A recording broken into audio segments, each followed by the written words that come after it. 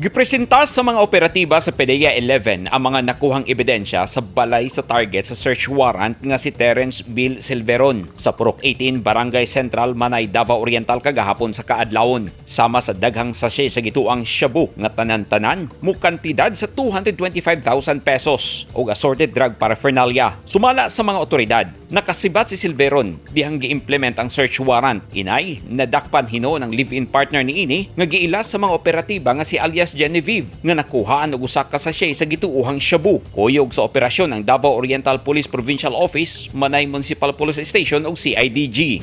Sa Maguindanao, na-recover sa PDEA BARM Intel Unit sa PNP, TOG 12, 300 Air Intelligence and Security Wing, RHPU BARM ug Sultan Mastura MPS ang 150 gramo sa gituang shabu atol sa gilusad nga buy-bust operation sa Barangay Macabiso, Sultan Mastura, Maguindanao kagahapon. Nadakpan ang suspect nga giila sa mga otoridad nga si Yusuf Karin Gumander, 37 anyos, nga gikustodiya na karon sa PDEA BARM.